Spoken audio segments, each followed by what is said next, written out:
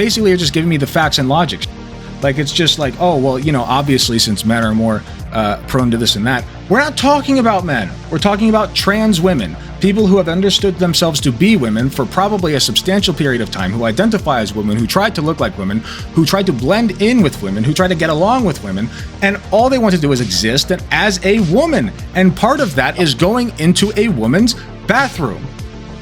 Yep, and what I'm saying is that brings with some risk, which I think is... It doesn't!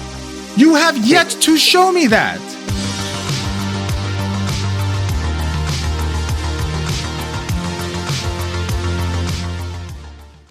All right, how you doing? Alec, how you doing? Yeah. I'm okay. So do I pronounce it Simo or Simo?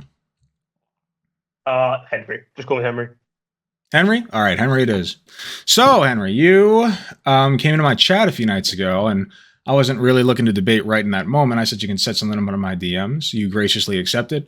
And it appears as though, so you want to challenge, and I quote, you want to challenge me on, I don't think people should legally be able to change their sex. Is that correct? Yep. Yeah, that sounds fair. Interesting. I wanted to establish because I think there's some caveats. I saw you called me a TERF earlier. I am from TERF Island, so maybe that's... No. I don't think I called you a TERF. Or wait, were you the person who was here in the beginning? I was here about 30 minutes ago. That's okay. So that was you. Okay. Yeah. Okay. So yeah, no, I stand by that then. Usually people who say that they're liberal, but then they don't like trans people tend to be TERFs, but I will refrain. Oh, that was good. We haven't spoken very much yet, so I will refrain for now. You're from Ohio, aren't you? I am from Ohio. That's correct. I'm currently in California, holidays. I spent a lot of time in Ohio. A lot of good memories from there. Very nice people. Very nice people. It is an interesting place. I will say some areas are more progressive than others. I did just get back from a thing going on in Columbus, whereby they were trying to basically make trans children illegal in schools, but you know, neither here nor there. So let's basically say that again. I'm not from America, obviously. What do you mean by basically made them legal? We can get into that if you want. Basically, what I mean is they wouldn't be allowed to use the restrooms that they want to use. They wouldn't be allowed to use the pronouns and the names that they want to use unless they get permission from their parents, who often will abuse them if they find out that their children say that they're trans. They wouldn't be allowed to play on the sports team they want to play on, et cetera, et cetera. So, like, you know, it's just basically telling children, no, you're not allowed to be trans unless you can only be trans if your parents say that you're trans. And even then, you're only kind of sort of not really exactly the gender that you want to be, which is cringe. Okay. But I thought I'd start by saying I don't hate trans people. I believe you. I quite like trans people. I've got nothing against them. Do they exist? Yeah, of course they do. I don't want to get into some Descartes discussion about their existence, but obviously they exist. I think we can both agree on that one, surely. Okay, I think that's a good start. I want to bring up the links that you linked me in the Discord, because they are many and they are interesting. So we got one on Greta Thunberg and autism. Before you do, I mean, we should get to them, hopefully. Oh, sure. No, if you want to go, I want to be transparent because I don't want to trap you or get into some sort of gotcha scenario on either end. I mean, well, you can try. I'm not a genius. I'm not a doctor. I've got a degree in politics, a master's in finance, but I'm not saying I'm an intellectual by any stretch of the imagination. Okay. I mean, I consider myself a himbo, so this should be interesting. I'm fairly sure I'm right, but I'm not 100% sure I'm right. So it's not like I'm going into this discussion thinking I'm not going to learn anything. I'm going to keep my ears closed and I'm just going to school the liberal Alec on all his points. I don't think that's the case. There's a brilliant intellectual in the UK called what's his name? Fair enough. I'm always open to learning new things. Well, the importance is, I think, an open mind to the approach, and I'm going to try. Largely, I agree with utilitarianism. I think the most benefit for the most amount of people is paramount, and I think I'm going to structure my argument around what is the most benefit for the most amount of people. So, okay, sure. There's a little trick into trying to defeat me in this hour debate that we want to have. Okay, well, you did challenge me, so go ahead and begin if you'd like. I'll listen, and if I have anything to say, I'll stop you. Well, I think firstly, I think you should establish that the power of rhetoric to convince people is an important one. So I do think it is very possible to have a pro-trans society, a post-gender society.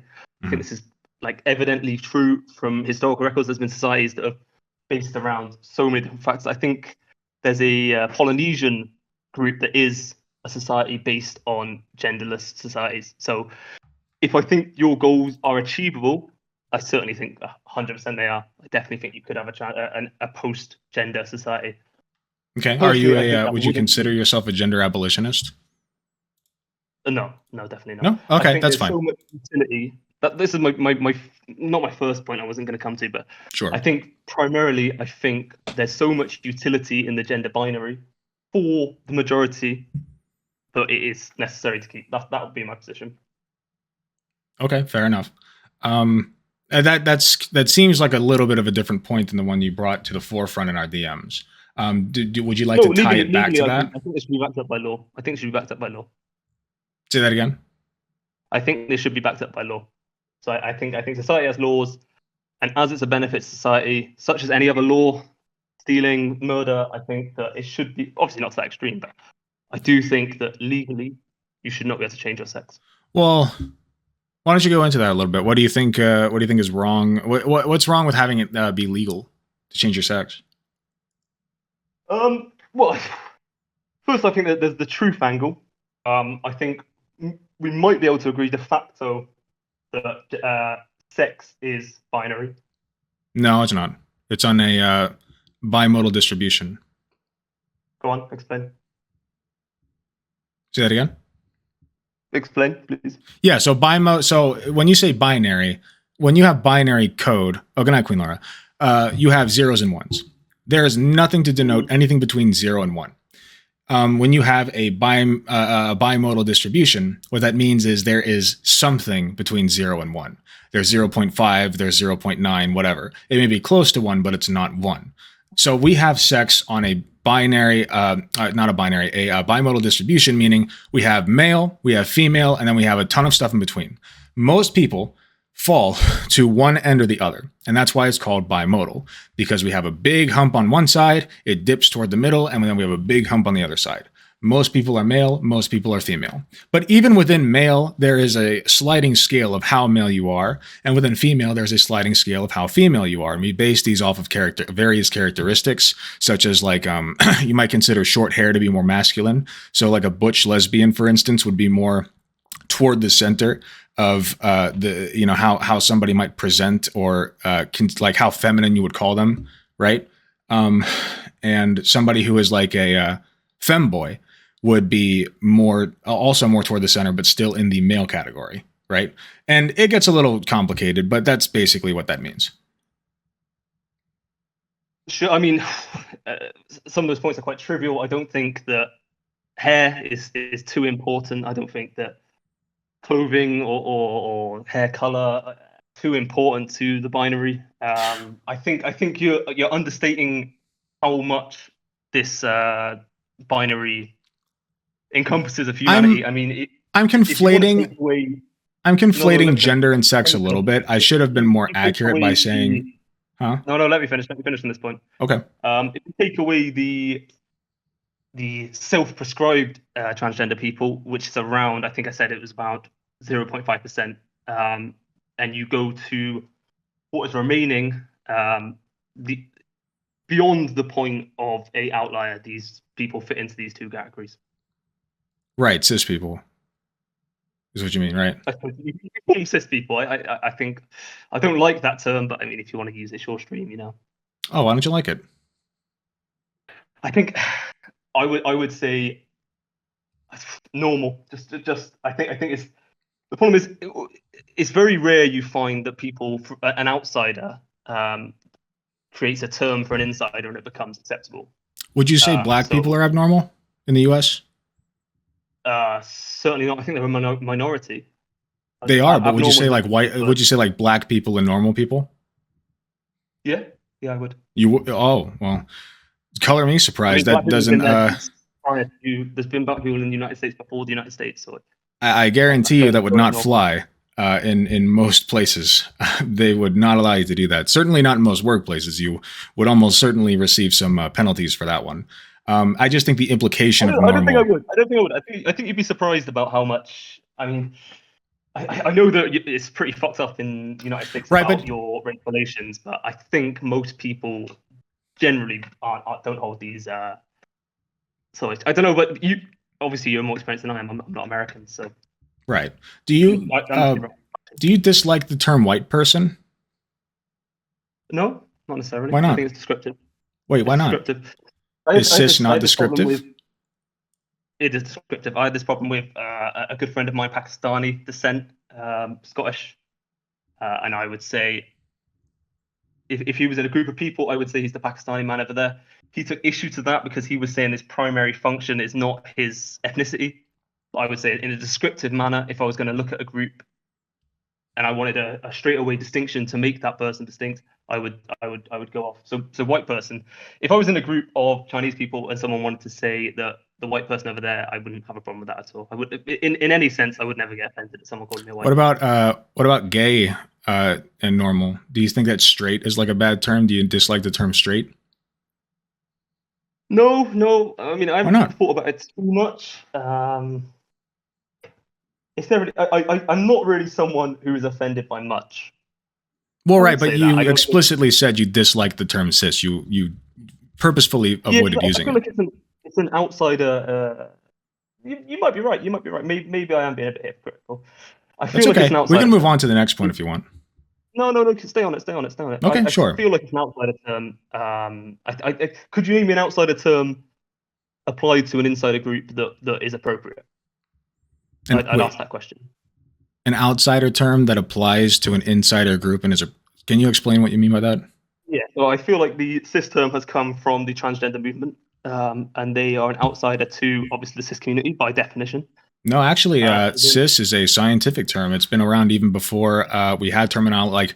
Now, I don't know how far back the term goes for cis, like in terms of people's gender, but I know for a fact that we have, when I was in organic chemistry, we learned about cis molecules and trans molecules. And cis just means on the same side. So like when you have a molecule and you have the atoms of the molecule align on the same side, that's called cis. When it is aligned on the other side, but it's the same molecule, it's just like configured differently. We call that trans. So it's been around. There's basis in it. I mean, even if it was offensive, I think it's pretty much irrelevant. But okay. I think I've only ever seen it being attributed to humans in the last couple of years. From that is but I think it's fine. I mean, there's plenty of slurs that go back thousands of years and about etymology in Latin. But I sure, but like the individual. But queer was a slur, right? The what? Queer was a slur. Queer. So but we just use that as a descriptor now. So like words, like here, let me give you an even better example. Gay and straight. I mean, gay used to mean happy. That's not based in any scientific root. We just came up with that. So, but now it's just like colloquially known as like liking the same sex people. So if you want to talk about like scientific roots, I think trans and cis and trans have like every other group beat, if you want to be honest. I do hate semantics. You're 100% right. I mean, that's fine. We can, like I said, we can move on. If you don't intend offense, I don't think you should take offense to slight change in word. So I suppose already you've got me. All right, but I can't say right. But it's fine. So what would you just say? I just missed that. I hate the changing of words and from one generation to the next. Well, I mean, that's just kind of how language works. Yes and no. I mean, yes and no. Yeah, I mean, for the most part. Certain influences on language that. Anyway, we're getting sidetracked. It's okay. Bear in mind that I thought this meeting was for 3 hours, so my brain's already all over the place. Oh, you thought it was in 3 hours? Okay. Yeah, we're scrambling a little bit. Okay. Well, if you need a minute to get it together, that's fine. No, not at all. I think we've gone down this rabbit hole of cis, which is irrelevant to the point. I don't think a trans person cares if a non-trans person cares about cis.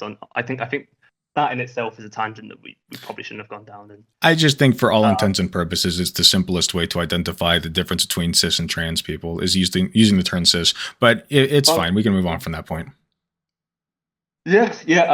I think it's largely irrelevant to trans lives, to be honest. So okay. Anyway, back to the fact I think it's going to be the first point is so boring and terrible that it's almost like we don't have to have the conversation, because I'm going to say that it's down to your chromosomes, every part of your biology, and your skeleton structure, and even post-operation, these things. And you know I'm what? sure You're right, man. I'm going to take off my glasses and quit faking having vision. I think that's a good point. It's down to my chromosomes. I think for the purpose of gender, sex. I need to clearly make that distinction: gender and sex. For the purpose of sex, I mean, people aren't be able to tell from your bone structure if you need glasses or not, but people will need to tell if you are male or female within these bands. So Okay. in that sense, unless you think that it's a physical defect having a trans identity, or is it a psychological outcome? I think I think if you are psychological or physical. I think if you're trans, there is a mismatch between what you believe yourself to be or look like and what you actually look like. Like, like typically trans people have body dysphoria, which means they look in the mirror, they expect to see either a man or a woman, but they see the opposite, the societal perception of the opposite. It kind of fits in with body dysmorphia. It's tangentially related. This first point isn't a got you. It is. We agree. I think it's a psychological disorder, right? Being trans is so. Gender dysphoria is a psychological disorder, and I consider something a disorder when it starts to impact your ability to live a what's the word I want to use? A productive. I don't know if I want to use productive, but basically a functional life. A functional life. So when you have body dysphoria, when you have gender dysphoria, I should say, you have such disconnect between what you think you should be seeing in the mirror and what you're actually seeing in the mirror that it is actually constantly impacting your life. It is making your life actively worse. That's what I consider a disorder. Being trans in and of itself is not a disorder. That is that's like being left-handed or right-handed, So I would say something a disorder is something that extremely deviates from the norm. No, see, I disagree. If you have here's a good example. There is a dominant trait whereby people have white streaks in their hair. Do you consider that a disorder? It could be seen as a defect, I think. Sure, but a disorder. Would you look at that person and say, "Oh, that they have a disorder"? I don't know. I mean, that's a bit of a curveball you've thrown me there. Okay, it's just a question, just a thought experiment. Well, if you're trying to trip me up, then I'm a bit wary. But if you're not trying to trip me up, and you're saying, listen, I'm not trying to trip you up. I am simply asking questions. Is it a natural biological? Is it an ethnicity thing, or is it just out the blue? It's just a gene thing. Some people got it, and some. I literally had a client who had one. It's a disorder, then, isn't it? If it's out the norm. Normal. Yeah. Wait, no. Only like a small percentage of people get it. Yeah. So it wouldn't be hereditary or something. It would be. Wait, hold on. We just got done talking about if something is in the minority, it's not normal. Yeah. It's not normal. Correct. Okay, it's not normal, right? But would you consider it disorder? If it was I don't know anything about hair streaks, but if it was non-hereditary. It wasn't a trait of your ethnicity. Well, how about eye color? It was a random person. A bit like albinoism. I would say that's a disorder because they have different colored hair. Right, but it's not hereditary. But why? But that's a great one to bring up. Why would you consider that a disorder? You're very good at this. You're very good.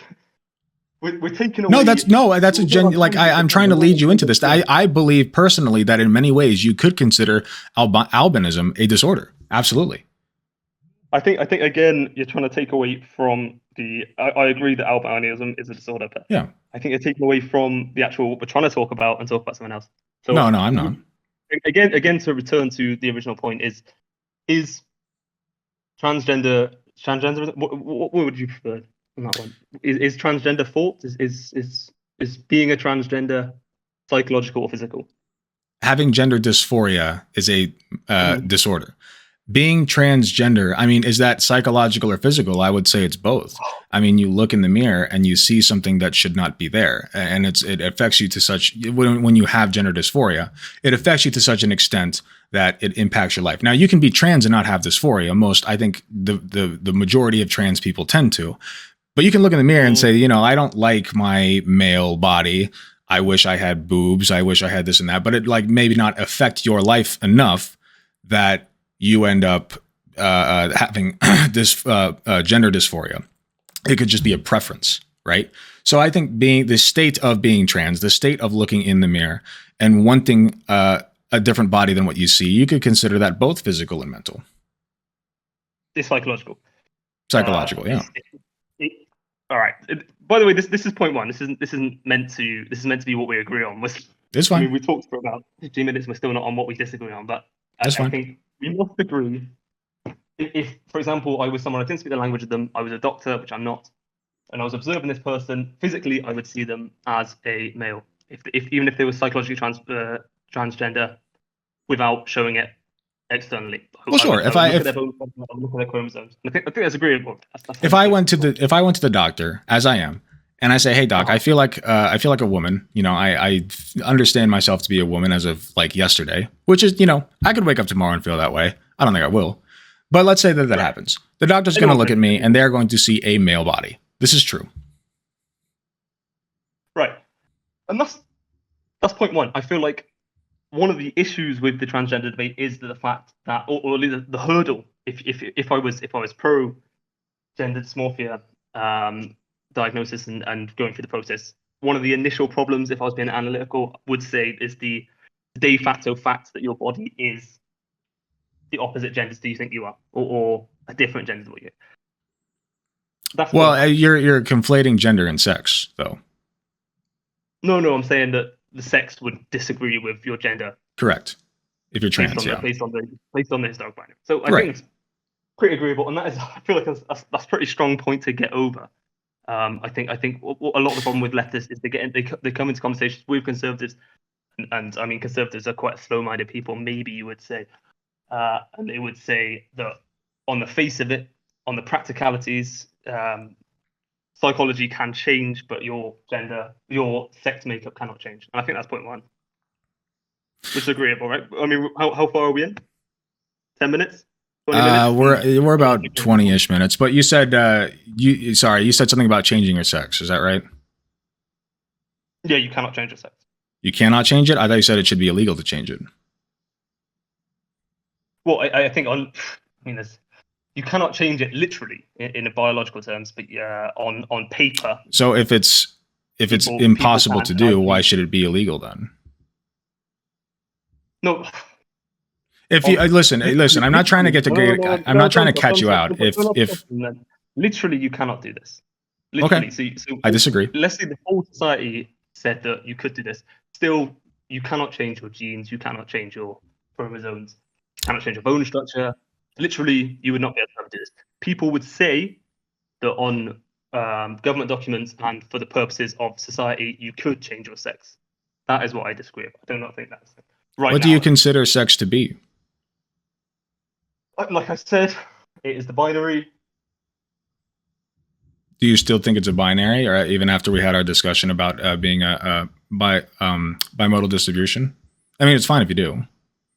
Yeah, I do. Like I said earlier, I think just because there are outliers, I mean, hermaphrodites. Are you going to talk about hermaphrodites? Are you going to talk about intersex people? That can be part of it. I mean, hermaphrodites. I looked it up before this. There's 500 in the world right now. Sorry, say that one more time. So I looked up the stats for hermaphrodites before this, and there's 500 in the world right now. So if we take away identity, people who identify, which is 0.5% of society, and we just focus on literal biological evidence. Now hold on, we're jumping around a little bit. So you were talking about hermaphroditic people, and now we're talking about identity. So which is it? Well, if you're saying there's an in-between between the binary, between the male and female, there is. We're gonna have to. So you said the word hermaphrodite. You said that. Correct. This is one example of someone who would be classically intersex person. Yes. Would you agree? Yes. They're an intersex person. Yes. There's 500 people who are hermaphrodites right now. Okay. Tell me the value between 0 and 1 in bimodal binary code. Well, do you know what an outlier is? Yes, there are no outliers in binary code.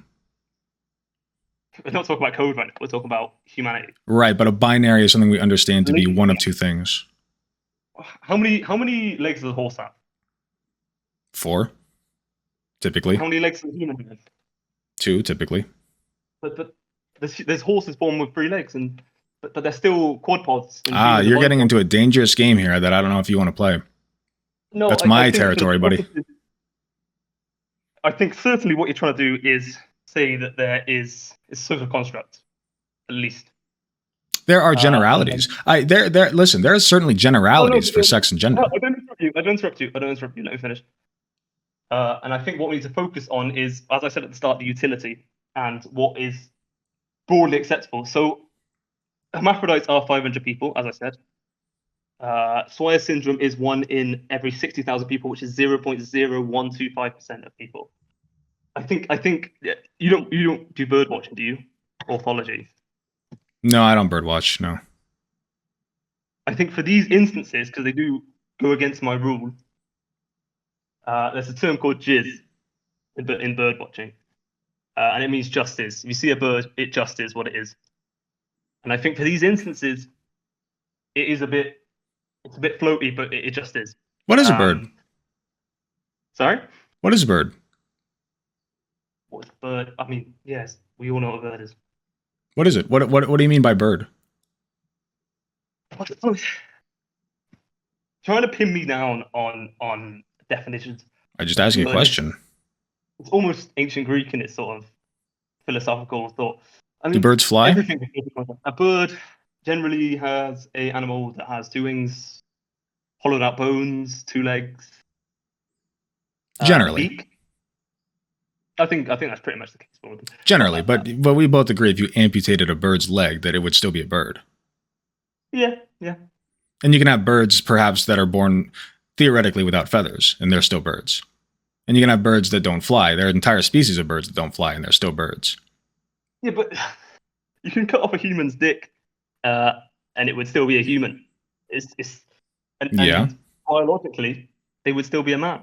Yeah. Oh, yeah. I mean, it would See, there's no biological man though. There's male. They could still be biologically male. This is semantics again, isn't it? Semantics. Can a male dog be a man? It could be a male dog. Are you saying no? Because a man's a human, isn't it? So. Okay. What's the equivalent when we're talking about dogs? There's male dog, and then there's. Ale, you love these tangents, don't you? Huh? You love these tangents. It's not a tangent. I'm asking you seriously. If you are saying there's no difference between, okay, you said man and male, right? I'm saying that they're different because the semantics are irrelevant to me.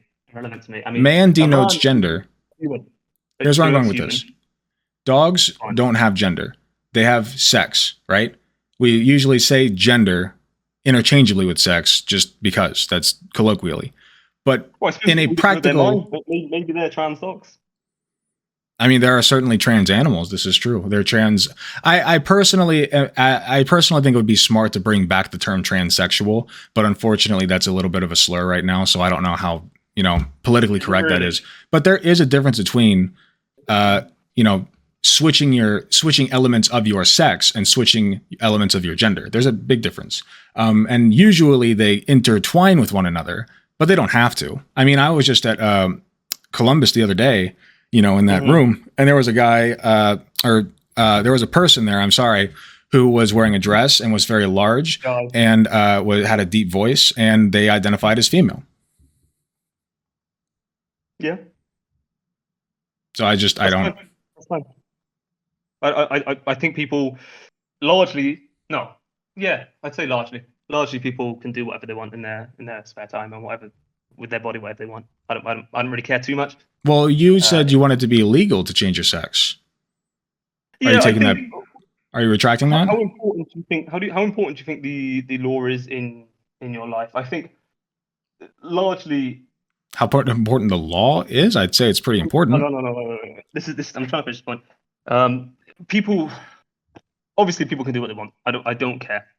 Not that I don't care, because obviously I do care. I do care about people, but people can do what they want in their own times with their own bodies. I think when you try and bring this into a legal argument about, and the points I'm going to make have been made 1,000 times already, and I'm going to say them to you, it's bathrooms, sports, and prisons. Those are the main three. And this is where I disagree. Okay, why? Let's start with bathrooms. You're sort of fucking up my sorry for swearing if I'm not allowed to swear. My sort of order of notes right now. Okay, sorry. You can go in your order. Go in your preferred order. No, we do bathrooms. I don't mind. I mean, it's your stream. So No, please. Listen, seriously, go in your order. I'm sorry. Go ahead. Well, my issue with bathrooms is I looked at the Democratic data on this, and it seems like people are split down the middle. So it's generally 50-50 about people who do agree with it and people who don't agree with it. Largely, this is obviously party-based, so obviously more, I'm going to use Americans, so Republicans would say they're anti-bathroom, mixed bathrooms, and Democrats would say they're for it. I think this in itself shows that there certainly is a debate about whether it is acceptable. I'm not sure if you are a Democrat. I'm not massively a Democrat myself. I'm more of a not the party. I'm not talking about parties, but I think I'm more a Republican. I think laws are more important than the mob rule. I vote Democrat. Yeah, I'm not talking about parties. A Democrat would say that the popular opinion is the most important one, and a Republican would say that legal backing is the most important thing. So I would say more that the law is more important than popular opinion. You'll have to forgive me. Is that how it works in Britain, or is that are you referring to America? That's the definition of the word. The definition of the word. Democrats are okay. The origin of the parties are Democrats are ruled by the masses. It was the working class party. The Democrats pro-slavery and see, I told you, I'm open to learning. Yeah. Well, I'm teaching you about America. You'll be teaching me about England. Listen, you got me there, okay? I need to study this stuff. Trans and gay issues are my bread and butter, but I've admitted openly that I don't know very much about much else. Okay. I got to work on it.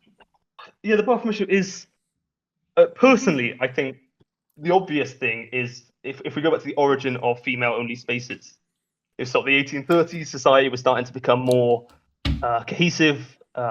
We were looking forward to like incentivizing a good society rather than not just a society that's beneficial to people in power.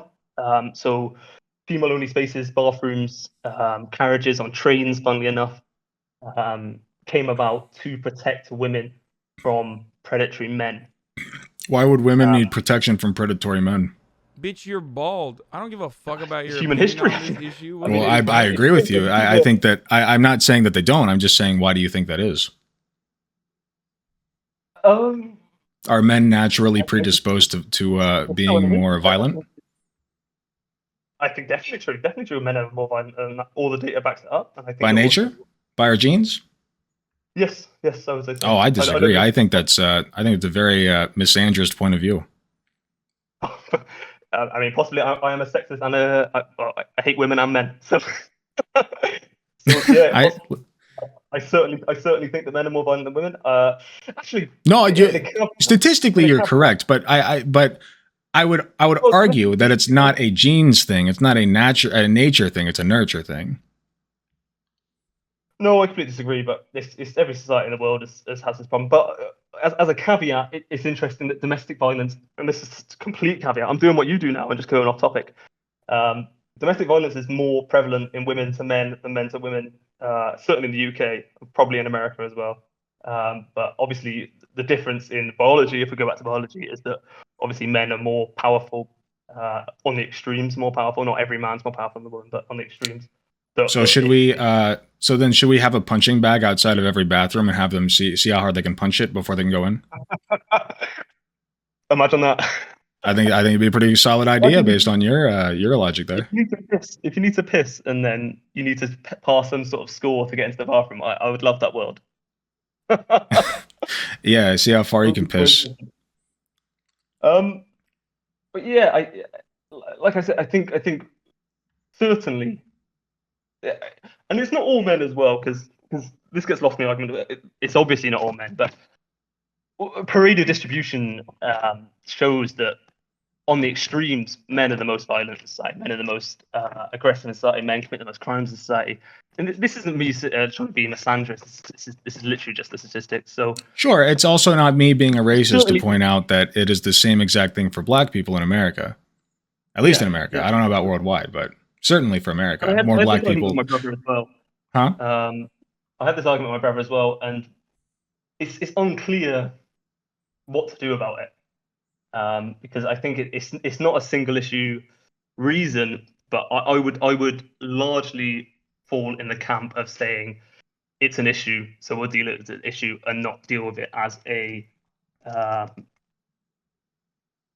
with nuance. I don't think nuance is necessary. I feel like you sort the issue out and you do the nuance later. Well, I think you need to understand the nuance in order to fix the crux of the issue. I think you can have band-aid solutions. I don't disagree with that. For instance, I think identifying as transgender or having any gender and accepting people for their preferred gender is a band-aid solution when I consider my overall goal, which is gender abolition. I think the band-aid solution is to let people identify as whatever gender they want, and then eventually the goal is to just abolish gender entirely, the concept. We've tangenced again, unfortunately. I mean, we were talking about bathrooms. I loved your idea about the punching bag, and now we've gone completely on the other direction, and we're talking about. No, I think it's actually valid. You said that because men are like bigger, stronger, whatever. That yeah, put a punching bag outside. If they punch above a certain strength, then they have to use the men's bathroom. Yeah, I think. Well, the thing is part of me thinks, and this is why I'm not saying I'm 100% in one camp or the other, but I am 99% in one camp. Sorry, I burped. Is that theoretically the technology could be there to have a society where what's that film where they predict the future and they arrest people before they're I think Tom Cruise is in it. I don't know. I know loosely what you're talking about, like thought crimes. Yeah, theoretically it's there, but I know there's an I'm anime trying to say about that it. we live here and now.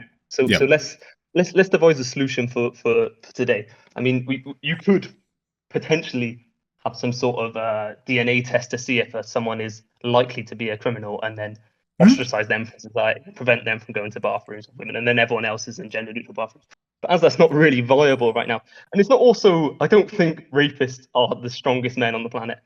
I don't think that's true at all. I don't think that's something that's worth really analyzing too closely. I think they're scumbags, but oh, of course. I don't think scumbags are tough at all. But oh, you can be physically strong and still be a look at rapist. But for today's day and age, I think segregating bathrooms is a good one. Personally, I'm in that 150%. It sounds like you're in the other one.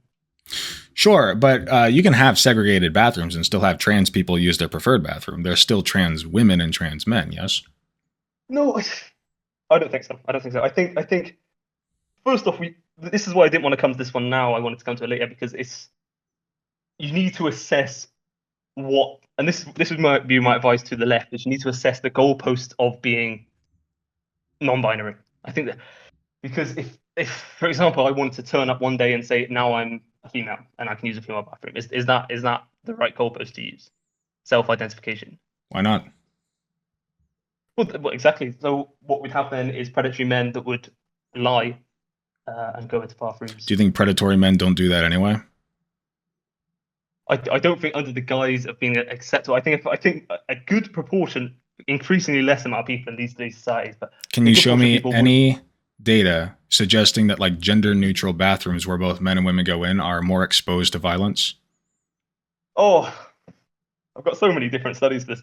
I think first off, I ran a freedom of information request in the UK. I don't know if that's translates to America. If you try and ask government statistics from the government, what's that called in America? Hold on, what'd you say? It's called a freedom of information request. Oh yeah, Freedom of Information Act. Yeah. So I did one of them on the UK because I couldn't find any data on America, and they refused to. They gave me assault on trans women, which is also bad. Assault on trans people, I shouldn't say women, both of them, trans males and trans females. And they gave me the prevalence of it, the locations, and then when I asked for the inverse, they refused. It was redacted. Redacted. So I think, and also this is there has been cases. There has been cases, for example, in the UK, in Scotland, and it's so annoying because they have to be trivial cases and they have to be anecdotal because there's no large study on this, unless you can find one for me. There's an instance in a supermarket in the UK when a 18-year-old man was went into a female bathroom as a transgender and assaulted a young girl. Okay, that's a. There's also an instance where a male prisoner transitioned to become a female. He's a sex offender, went into a female prison and raped several women in that prison. Okay, I mean that's one. Yeah, if that is true, that's one situation.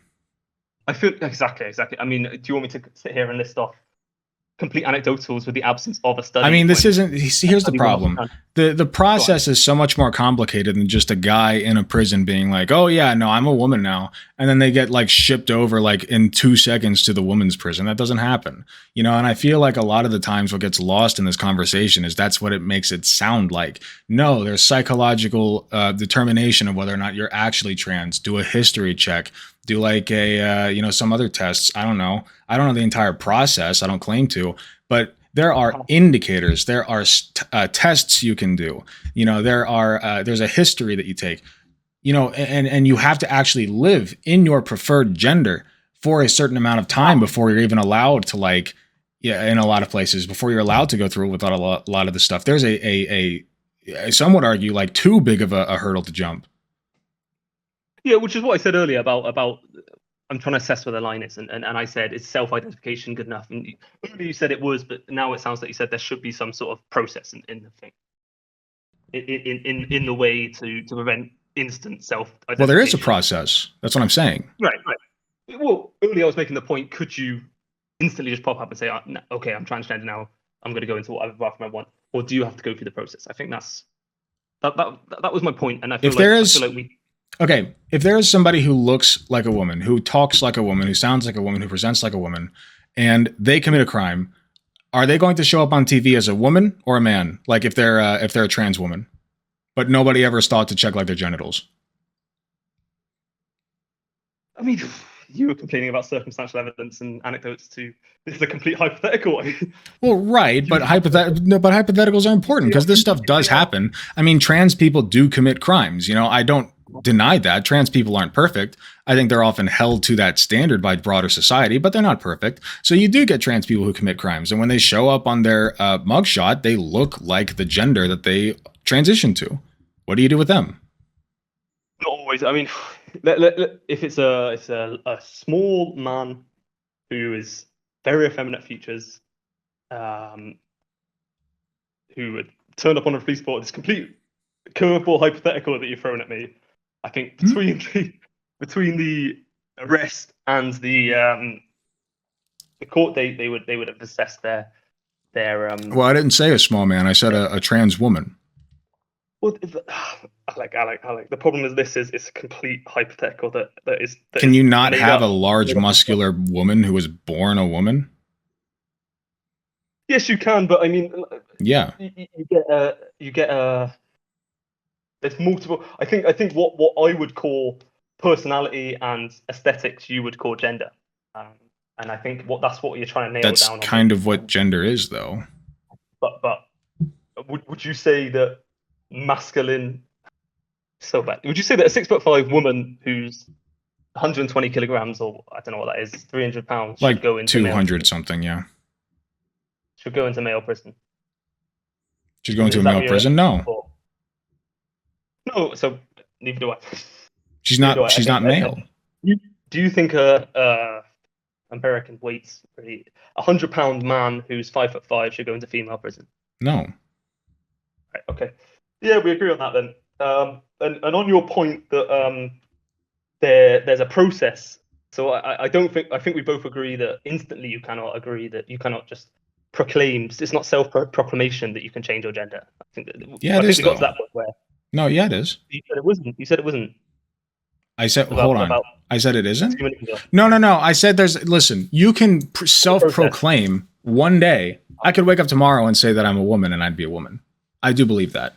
What I said was through the jail system that as it currently exists, the prison system, you can't simply wake up, decide that you want to go to the women's prison to sexually assault a bunch of women, decide that you're going to identify as a woman that day, and then the police like unlock your cell and they're like, well, get in the bus. We're shipping you off to the women's prison because you said you're a woman. And then they just like go on a sexual assault spree. Like, that's not how that works. That's what I meant. Yeah, so I was trying to establish a tier system to like, where's your breaking point of this person's bullshit? Well, if you want my honest opinion of like where I would like society to head, I think that eventually... No, we'll get to that. I think we'll go down my little creek before we go on yours. I think in the meantime, unfortunately, there is an imbalance between the amount of violence committed by men and the amount of violence committed by women and the extent of that violence. There is an imbalance. So I think that it's fine right now that we have them segregated. But if you want my personal opinion, we could reduce prison violence by so much just by changing the system. It wouldn't even be a discussion if we did that. But let's, for all intents and purposes, say it stays the way it is. I think that it is fine and justified to have them separate. That being said, there is far, far, far more data supporting the fact that trans women get assaulted in men's prisons than there is to the converse, which is that trans women commit crimes against cis women in women's prisons. We just don't have that data. I don't know that there is enough trans women in prisons that happens, that we don't have that data. I simply don't know. If there is that data, I haven't found it. I haven't looked for it very hard for it, admittedly. But from what I've seen, we just don't have it. We do have substantial data to the inverse. So I am fine with, because I think that it's just as important to protect trans women as it is cis women. And so I'm fine with putting trans women in women's prisons. Yeah, and like I said, I will cover that before I'm eating. But we'll go down your shit little creek. We'll paddle down your shit little creek for... Okay. Let's paddle down mine first. Okay. I was trying to... I think most reasonable people would agree that self-declaration is silly. You can't just... If it's to your benefit, just shout to the sky that I've changed my gender. I think most people would agree with that. We just went through the... Alec, come on. Like an illegal system, or like in a like in a legal system. I mean, right, but the definition of gender is a societal role that you take on. I thought we just agreed that you can't just self-proclaim to your benefit. If I was about to go to prison, I couldn't just say, "Well, I'm a woman now. Send me to female prison." Correct. Part of this. Here's the problem. Part of this is that there is an element of subjectivity. You know, you have to believe people when they say it. You know, you don't believe criminals. Alec, huh? I'm going to be bold by the end of this, like you. I'm pulling my hair out. Let me make my point, and then we can come back in. Okay.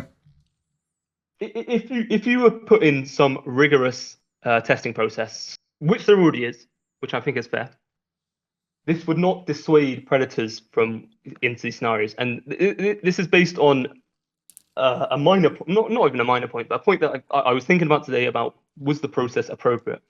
And I was thinking about the Catholic Church. I'm not sure if you know, but 1 in 10 Catholic priests around about that are pedophiles. I mean, I grew up Catholic. Yeah, it's a bad problem. Church. It's a terrible problem. I mean, I grew up in the Catholic Church, literally. Same here. I have many fond memories. I see. Nothing like that happened to me, thankfully, but I'm sorry for that. But there's in 2 places in the Bible, Leviticus, and I think it's letters from John.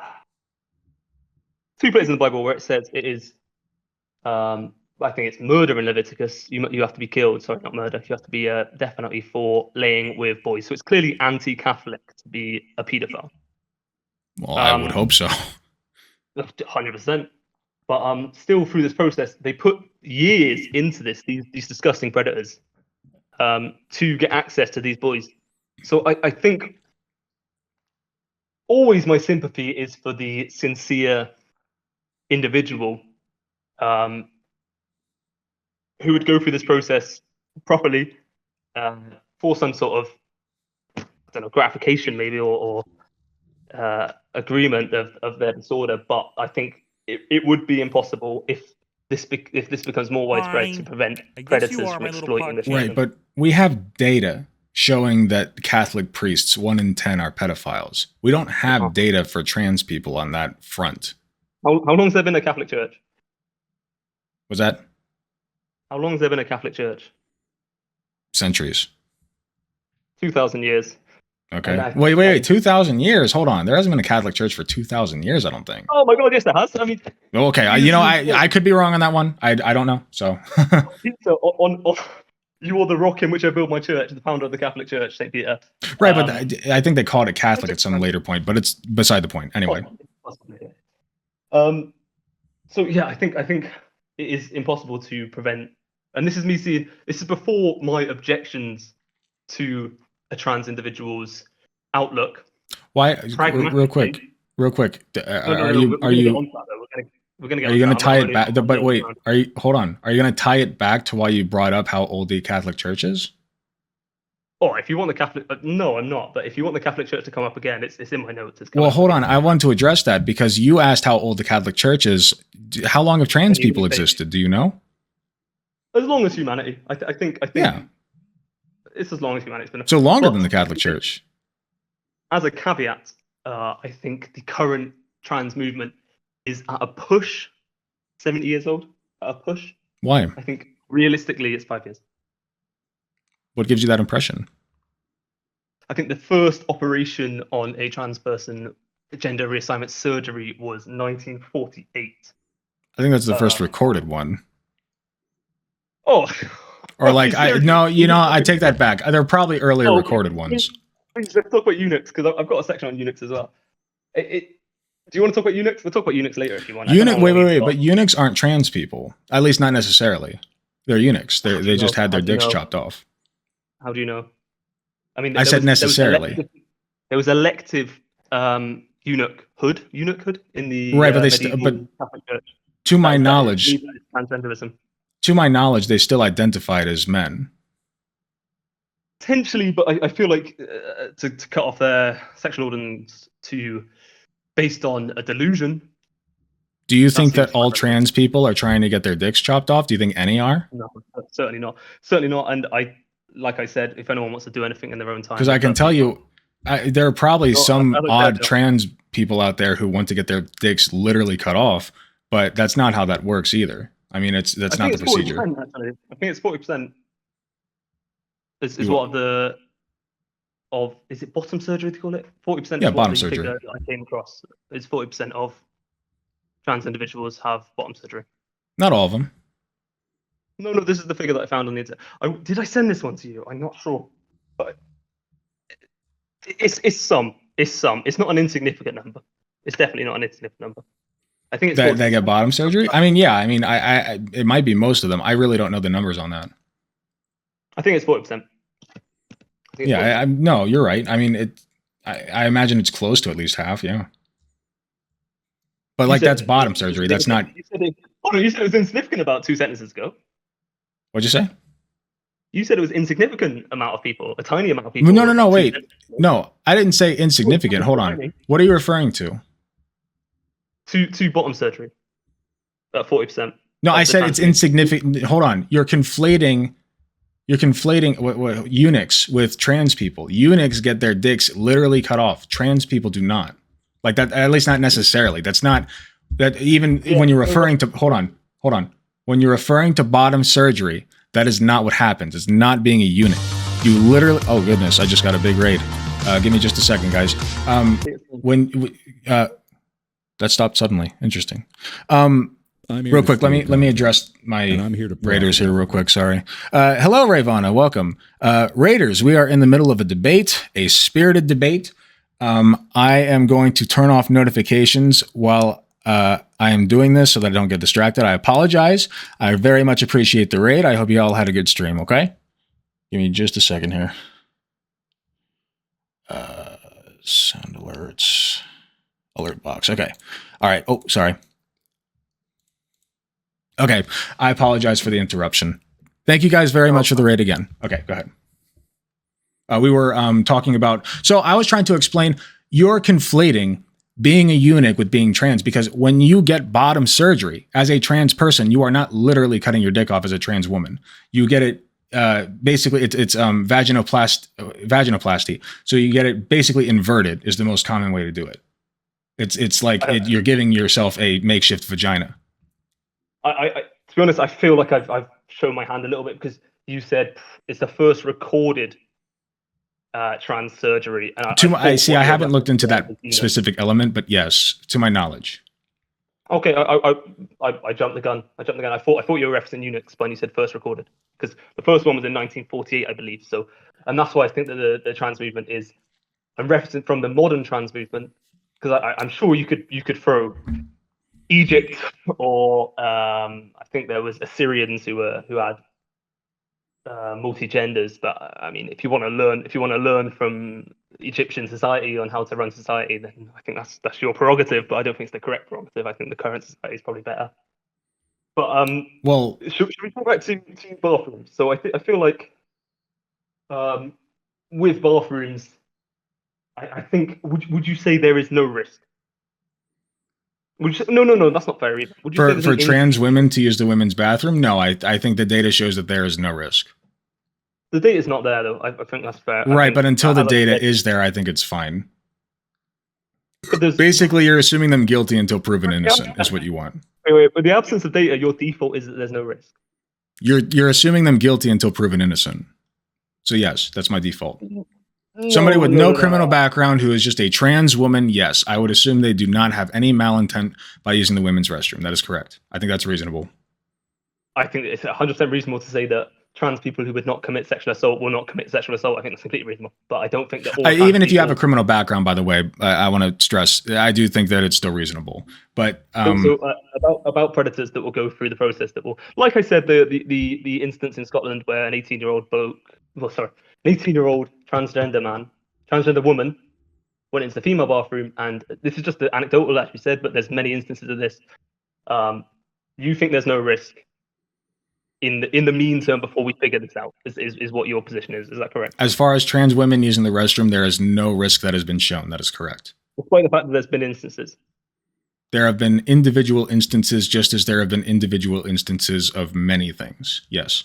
Isn't it funny? Now, I'm saying the binary of risk and no risk. Earlier, you sort of got me on the... women assault other women in the restroom as well. I like cis women, I'm sorry. Assault other cis women in the restroom as well. I'm trying to understand, like, I can probably point out specific instances of those too. Would that change your mind on whether or not women should be allowed to use the women's restroom, even if they're cis? Actually, we ban cis. All women can't use the women's restroom. Cis women should be able to use the cis women's bathroom. Yeah, I think so. I think that's fair. Okay. I don't think it's clear that trans women are not a threat based on the fact that people can use intrigue and subterfuge to. You're basing this off of a hypothetical, though. No, I'm basing this fact off the fact that there's no data. The fact that they're right, so you're assuming them guilty until proven innocent. There's anecdotal instances. There's no data because no one's. I can give you anecdotal instances of women, cis women assaulting other cis women. Okay, yeah, that's fine. In the bathroom. Yeah, that's fine. Would that convince you to ban cis women from women's restrooms? Would that be adequate? No. What? Well, then why do you think it's adequate to do that with trans women? This logic. This logic's coming up. No. Did you say it's logic?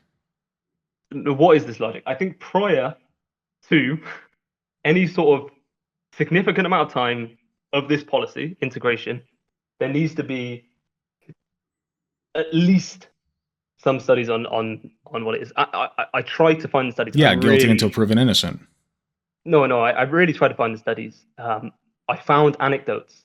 I think this is enough to say that there is some risk. There is some. Then by the same stretch, there is some risk of women using the same restroom as each other, cis women using the same restroom as each other, because I can pull up anecdotes of cis women assaulting other cis women in the bathroom. Probably more anecdotes than you can pull up of trans women doing that. But there's more women than trans women. That's a great question. Should gay men be banned from the men's restroom? That's a good question. No, I don't think so. Why not? Wait, why not? it's difficult to. Why not? It's a good question. Yeah. I'm not really I'd say it's a very good question. How do you even regulate that? You know what? Gay restrooms. I figured it out. We'll just have a restroom for every single individual identity. I think that's very utilitarian.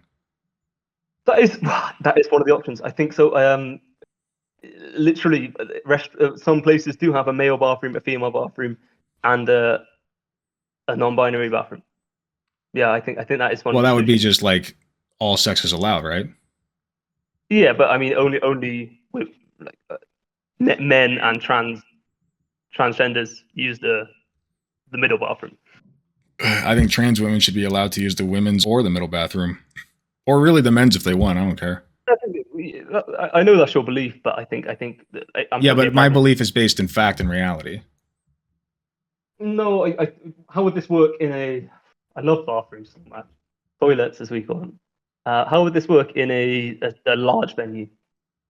It's the same way. You have to require three bathrooms. The same. Why would it work any differently?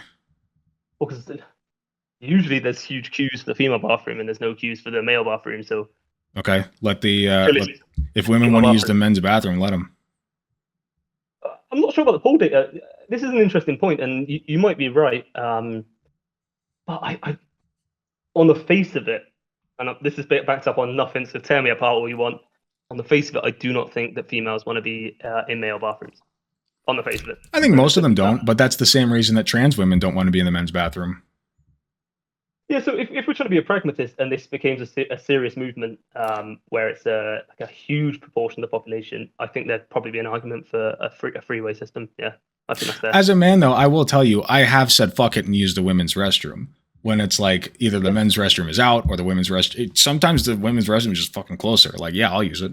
Okay, I don't do it often. I'll get looks, but you know, like once in a while, if you know. If there's usually I'll do it when there's not many people around because I know it's societally that's not a normal acceptable thing to do. But like, what are they going to do? Arrest me? Like, that's not against the law, and I don't think it should be. I don't think that's a good practice, personally. I mean, once I was the female at work, the female bathroom was broken, and they had a no urinal policy because obviously no urinal policy. Yeah, you weren't allowed to use the urinals. You had to use cubicles because the female bathroom was closed. So women were going in the men's. I went in the urinal, turned around. There's a woman there, and she reported me to management. Wait, you went into the men's restroom and she was in there and reported you? I'm confused. Yeah, so she was in the cubicle. I went to the urinal. This is a funny anecdote. And then she came out. That's silly. But you didn't assault her, right? Oh, I didn't even read the sign on the door. He reads signs on the doors, but right. But you were in the same restroom as a woman, and you didn't suddenly become enraged with your male genes and your male testosterone and go, women in the women's restroom, I must attack. Like that's not what happens. I was so close. No, but I don't think I'm a rapist. So I think there are some men who are. So. Yeah. Well, but they'll just go in there anyway. They don't have to go through the process of being like faking being a trans woman. They'll just fucking do it. Usually what happens is they'll go somewhere where not a lot of people tend to be and just do it there.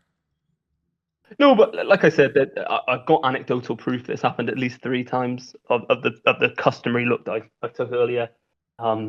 Yeah, but that's anecdotal proof, and that's 3 times. How many trans people are there? You said 0.5% of the population. That's millions of people.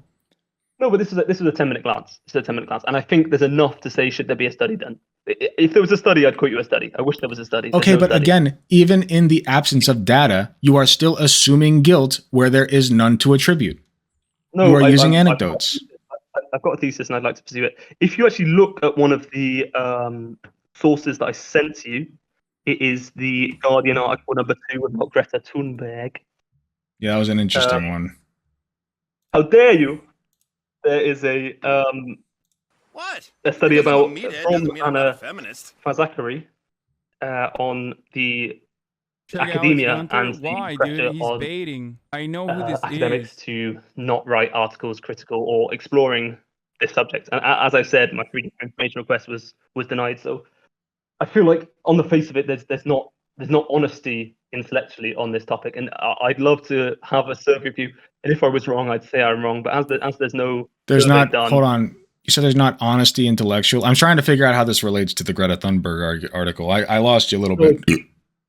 Ignore the Greta Thunberg. My Oh. accent's probably terrible. Ignore Okay. the Thunberg one. The other Guardian article, which is a British left-wing newspaper. So it's not a right-wing newspaper, and it's an article saying that there is a pressure to silence individuals who look into trans issues.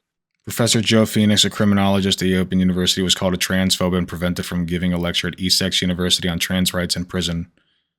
Essex. Essex, my bad. Academic, sorry, I'm just so fixated on sex today. Sacked or silenced academics say they are blocked from exploring trans issues. You need to register to keep reading. I think this is a transphobic article just for that. Would you take the headline? I mean, I can view it, but that must be because my phone is still on the UK. I can make up any headline I want, but like I'm not saying that there's not more to this article, but like I can't go off a headline, man. I mean, it's happened off the top of my head. It's happened with J.K. Rowling. It's happened with Dave Chappelle, Jordan Peterson. Well, they're just being like pretty blatantly hateful. Well, from your stance, but I mean, I'm trying to establish that there is a line of if you speak about this issue, it won't be talked about, and that's why I'm struggling to find why there's no study into it. Were they arrested? Who? Did any of them face legal charges? Any of the people you mentioned? I mean, I'm not talking about legal. I'm talking about. Wait, why not? Hold on. You're saying that this is like a big thing that like you're getting punished for. Who's punishing them? No, I mean, as the article says, if you try and talk about these issues or explore them in earnest, you will receive pushback. Socially.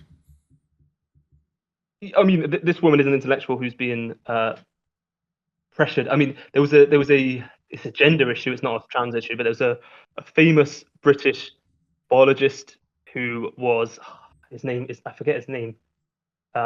Who he's a Nobel Prize winner. And he made a sexist joke in the office, and he was fired by the university. Okay.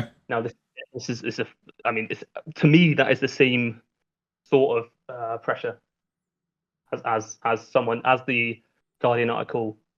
I mean, are you denying there's any sort of pressure on looking into these issues candidly?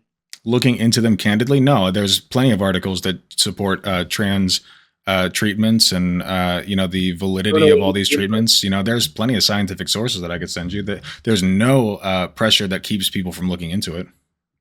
No, I mean critical. That is critical.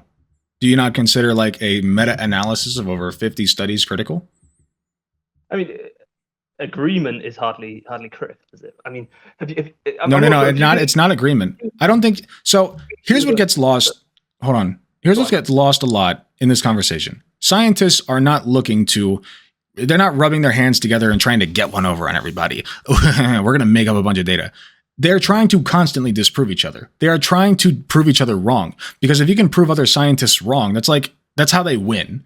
They're trying to, they're always testing each other's theses. They're always trying to find holes in each other's arguments. Like when a majority of scientists agree on something, usually that just means that it's factual. And I'm sorry, but a majority of medical scientists and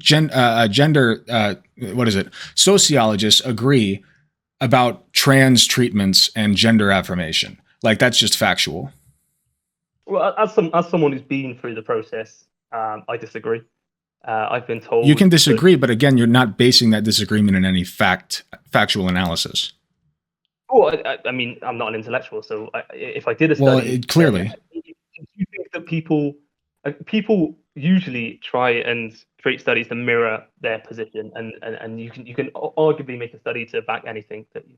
I mean, one of the most convincing things, I will be generous to the trans community here, is that the mental health, which we'll get onto later. Hopefully, we have the time. Did you say that you can make a study about anything?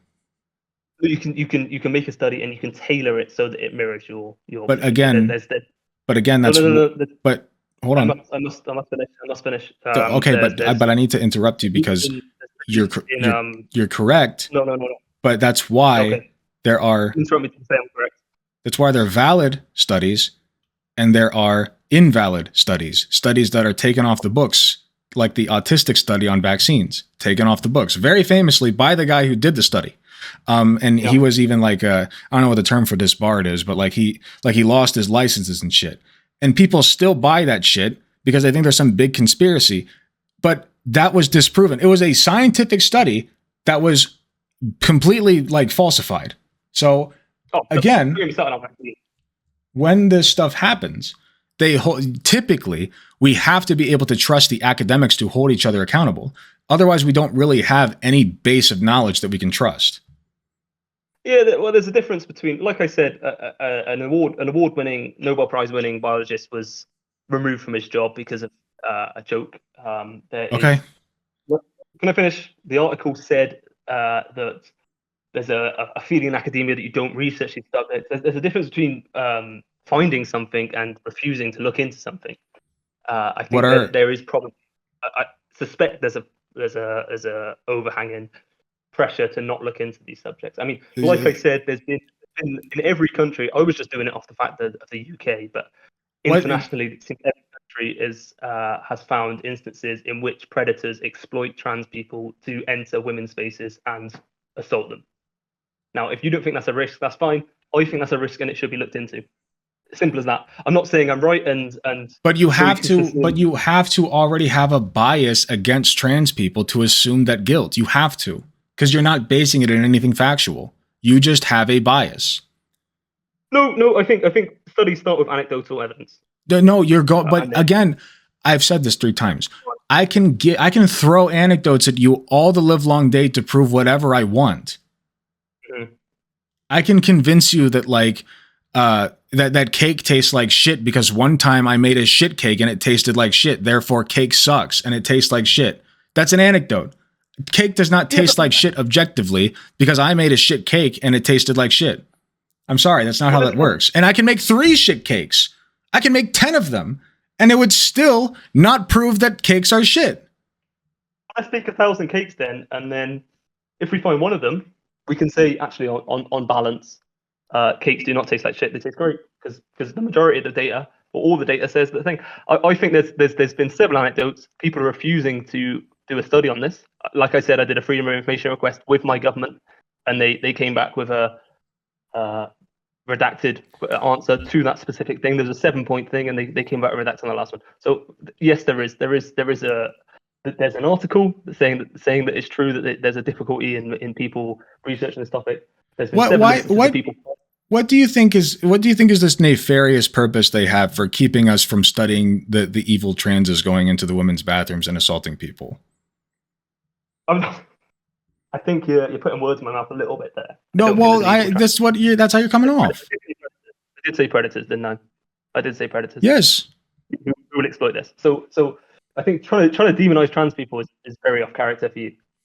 Predators, as I said, and I will always say, predators will exploit this to get into the bathrooms. And I think the evil thing is that because you've been insulted before, people get defensive. I think the trans community is under some sort of pressure. There's some sort of insecurity there with their place in society. Well, when you're constantly told that you're not the gender you think you are, yes, there's going to be insecurity. Correct, and this has led to an over heightened defensive mode on their community. This is my personal opinion. I'm not saying it's 100% correct. So any sort of attack, they assume you see it all the time. You say people call you a whole range of slurs. TERF is one of them. TERF is actually not a slur. It is. It has radical in it, and radical implies extreme, which is hold on. That is a self-assigned term.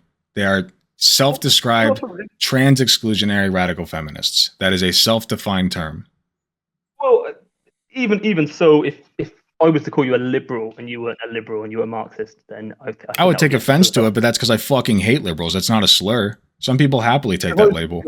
If I was to call you a lib, then that might be offensive to you. So even it's an ideology. Yeah, but Nazi's not a slur, is it? And yet, if I called you a Nazi, you'd take offense to that, would you not? I don't take offense to much, to be honest. Right, but I generally speaking, I think most people would. Possibly. I've been called a skinhead. I certainly took offense to that. I called you Baldy, not a skinhead. No, that's fine. There was a guy I worked with who called me a skinhead, and I was like, you can't do that. But I think we should wrap up. The problem is, I feel like I've used up so much of your time, and we. No, please, I'm having a good time. These typically run about 2 hours. How much are we on? We're on an hour 15. Up to you. We've only. This is point 2. I think so. Can we just sum up on bathrooms quickly? So Sure. I'll put my position forward. I think it's 50-50. So democratically, it's certainly a contentious issue, and I feel like through what I've provided, that self-proclamation could lead to predators doing it, and also if there was a process in place. You've provided nothing. You served me 3 shit cakes. No, but the problem is there isn't anything, and that's not because there's a lack of evidence in the world. It's because there's a lack of investigation into it. Because I've looked purely in the UK and I found 3 different instances. So I mean, if I was to look in other countries, and considering there's probably less trans people in the UK than there is in the Americas, I assume that at least it's worth looking into. Can we agree that it's at least worth looking into? Is that true or not? But I don't think that objective data is bad. I think that it is good to have objective data. I would very much like if we had data that prove, because I personally believe, and since we don't have the data, I can't say this for a fact, but I believe if we had the data that showed the extent to which trans women commit crimes in women's restrooms, you'd be shocked. I'll bet it's lower. I don't know. So until we do know, and I could just as easily with anecdotes, more easily really, prove to you that it's fine, because I'm guaranteeing you, I have seen far, far, far more examples of trans women behaving themselves in women's restrooms than you could possibly give me of anecdotes to the opposite. You've been going to the women's restroom again, haven't you, Alex? I've been known to on occasion, not often, but you know, it happens. Just fucking use that punch back and get into the male bathroom like a man. What? I told you earlier, like I'll go there if like it's close. Like sometimes it's close. Like I don't go into women's restrooms willingly if like I know there are going to be other women in there. It's not what I do. But like for instance, there's a women's restroom at work that hardly anybody ever uses, and it's closer to the exit, so I use it constantly. I guarantee you, I do not self-destruct. Women do not die because I'm in there. It's just a thing that I do. I'm telling you, work. Unacceptable. Well, it is a men's facility, so. To sum up my point, I think, because what I've tried to do is I've tried to flow the arguments through. And on point 1, it is contentious. So what I'm trying to get to is that there is some risk of, before having a serious look at the data or release of the data. Right, but there's a risk if I meet you in person that you have a gun and you're about to shoot me. Now, I'm not a cop, so I don't care, but like most people don't assume that you just have a gun and you're ready to shoot me. There's that risk, but is that a reasonable thing to assume of you? It's a risk, yeah. So but is that reasonable for me to assume that I should never come around you because you might have a gun? Yeah, I think probably in America it's different in the UK, but I think meeting people in public. For you, that's a reasonable risk being in America. Yes. Yeah, I'm going to Yosemite soon, and I'm meeting up with some stranger I met on Reddit. So that's an incredible risk. And if I do get shot, I think that's probably my fault, and I've taken that risk. But again, there is a risk there. 100%. Right, but again, my point. Jokes aside, my point being, it is very like it'd be very odd for me to assume that any stranger who just walks up to me and waves their hand high is about to shoot me, right? Yeah. I have no data to say that that's going to happen, but it's a possibility. It is a risk, but it's an increased risk. I mean, it's probably to try and get the analogy. On the spot analogies are always. You have to. I can give you anecdotes of that happening and use that as my basis just as easily as you've used as your basis that trans women assault people in bathrooms. Those anecdotes. Predators. Definitely said predators. Not true. Well, right. No, if that did happen, those anecdotes, I believe that those happen. I believe you. They are predators and they're bad people and they should go to jail. But that's an anecdote. The point in law is mitigating risk, though, isn't it? I think largely. I mean, right. But at what point do we just wrap ourselves in bubble wrap and never go into any bathrooms because there might be a man in there to assault us? Correct. Yeah, that's just wear diapers at that point. I don't know. But I think mitigating risk is important to an extent, and I think it's an appropriate mitigation of risk to have gendered bathrooms. Not even gendered, segregated bathrooms. That's my position. I think your position is it's worth the risk to have these people for the benefit of the trans individual. Is that correct? I apologize. Say that one more time. I lost my train of thought, or I wasn't listening. My point is that I think it's an appropriate mitigation of risk to say that we should have segregated bathrooms, and I feel like your position is that the trans individual's mental health is more important than the potential added risk of having non-segregated bathrooms. That's because it is. That's because it is. That is my. You know what? You're right. That is my point. Because there's data showing that when we do not affirm trans women and let them use the bathroom they want to use, they are much more likely to succumb to self-harm and, frankly, worse. We do not have any data to show us that they are going to harm cis women in restrooms. We just don't. Which is backed up by the data. I think that is true. Yeah. Right. There is a higher risk for trans women. So yeah. Right. So if you're going off of risk mitigation, it clearly makes more sense to let trans women use women's restrooms. Yeah. Alec, but like I'm saying, this is a flow. We're down the river of Henry's shit argument. So on stop one, I'm trying to establish that there's some sort of risk. But did you say it's a flow? In a vacuum. Oh, my arguments always flow. Well, I'm trying to understand what you mean. Yeah, I think there's added risk and potentially mitigating some risk. Yeah, you can think whatever you want, man. I'm sure you have very special thoughts and opinions, but they're not based in any data or facts. What do you mean by special? That's not a slur, is it? No, it's just it's just what it is, man. I don't know what to tell you anymore. We've been over and over and over this. I'm beating a dead horse at this point. You don't have anything to objectively show me that shows trans women are more likely to commit violence than any other woman, any other cis woman. You don't have it, and you keep threw anecdotes at me, and you keep just telling me, well, basically you're just giving me the facts and logic shit. Like, it's just like, oh, well, obviously since men are more prone to this and that. We're not talking about men. We're talking about trans women, people who have understood themselves to be women for probably a substantial period of time, who identify as women, who try to look like women, who try to blend in with women, who try to get along with women. And all they want to do is exist as a woman. And part of that is going into a woman's bathroom. Yep. And what I'm saying is that brings with some risks, which I think is... It doesn't! You have yet to show me that. Well, clearly, if you're yet to know something, there's a risk. If it's happening... But I've yet to know that the cake doesn't taste like shit! How do I know that this delicious-looking cake in front of me is not going to taste like shit? Tell me.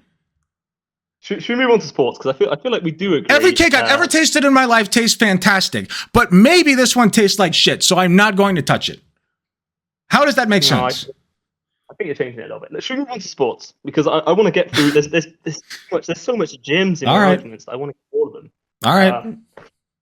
I think we probably disagree on bathrooms, obviously, but probably. Yeah, I think the obvious thing about sports is the problem is, I think at the start, you don't play chess, do you? I don't what? Play chess. I've dabbled, but not competitively, no. Well, chess, there's openings, isn't there, in chess? And usually what happens is you go on rails for the opening, you try and get out the start of the game. Right, I know about openings. So I feel like we should get out of the early game, and I'm going to say that sports gives a competitive advantage to trans athletes, and then you say the generic spiel back, and then we can go back and forth after that. I don't disagree with that on a basic level, but isn't that kind of the point of sports? Yeah, I'm not saying I've massively stalked you to try and find your positions and then try and look at arguments, but I saw that you are a sports abolitionist, and I thought that was very interesting. Me? Wait. You want sorry, a female sports abolitionist. You want Yeah, no, I think that I don't know if I would do it tomorrow. I've heard very good arguments for not doing that, but I think I would prefer doing it tomorrow over never doing it. Yeah, just break down the gender category. We don't need it. But for the here and now, okay, that's good, because I've seen this argument about when we have eugenics, like crazy eugenics and growth hormones, and then males and females are like super athletes in 200 years that are 7 foot tall and 200 IQs and all this shit. I've seen this argument before, but for the here and now, I think we're not that. We're still human beings. We're not like superhumans, and I think to preserve female sports, you need to prevent trans athletes from joining these sports. And I say this because you can clearly say that for a normal trans person to join a female sport, I'm always going from male to female, but we'll keep that. Just ignore like the what I say and just try and think about the sort of broader idea I'm trying to put across. So if a female joins a female sports team, a trans female joins a female sports team, and they're an average person, you could say that they won't perform better. But I think if you compare like to like, what was her name? Lena Thomas, was it? The swimmer that everyone fucking talks about all the time. Who joined Thomas. Who joined the? She was an elite level male athlete, but she was like 200, 250 in the world. And then she went into female sports and she came first. See, that's hold on. That is actually unfactual. She was I want to say she was very, very good at what she did in the collegiate level. I can't remember if she was like top 10, top 20, but she was very good. And she's about there in the women's category right now. And she only started doing poorly once she started her transition, which she had to stay in male sports while doing her transition. Yeah, but she's still like a foot taller than everyone else with huge hands, and like her foot size is like 3 times bigger than. Okay, so should we separate should we separate sports based on height then? No, that's what I'm saying. But why not? You just brought up height. Well, we do separate them on height. Well, weight. Boxing, do you not think that there's a height difference between like other cis women? Yeah, but I think okay. Broadly. Well, then clearly that's not it. Yeah, no, it is it. It is it. No, wait. Why? Height? That's the hill you're dying on? That was one of the points, wasn't it? But in some one sports, of them, for example, I would hope. Usually it's a little bit harder to break apart these points, but hold on. In some sports, we do have differences in not height, but weight. Boxing, for example, MMA. These sports are separated by height. But I think for the advantage, we've had female sports for thousands of years, but we've had modern female sports for about 100 years. Mm-hmm. And why is that? Well, because we like females to compete. It's fair. Yeah, but we let females compete, but it wasn't always like we've let them compete without them having separate categories before. How did that come about? When? I mean, I know about a football player in World War II who's a female who, a soccer player who, but I you're gonna have to educate. Do you want do you want the answer to that? Go on. Women were starting to beat men. When? Back in, I don't remember the exact decade, but it was like back in the 20s or 30s. Yeah. Women were starting to outcompete many men. And so they the sissy snowflake beta males decided, well, we can't be having that. That hurts our little fragile egos. And they decided to separate men's category from women's category. I'm going to call bullshit on that. I mean, get someone in your chat to get this article up, because I've never heard of it. But there is one sport I know that women outcompete men. It's not ironing. There is super marathons, which actually women are better than men at. Correct. And that's the only sport I know typically. So this is like 8 marathons in 3 days, and it's because women biologically are better. I have a question. Since we're on the topic of like super marathons, are you familiar with polycythemia? No. That's a condition where you produce too many red blood cells. Okay. Now, red blood cells are very important in oxygenating the body. I don't know how much you know about like how that exact process works, but I think it's pretty basic, hopefully basic knowledge. Blood oxygenates the body. So polycythemic people, it's kind of it can be like a rare condition. Or maybe it's, I think polycythemia may be like one attribute of it, But these people are basically like beet red all the time because they just have so many red blood cells, so much oxygenation going on. And these people are just naturally attuned to long bouts of endurance. I can't remember the name of this guy, but he was one such person. Should he have his own category?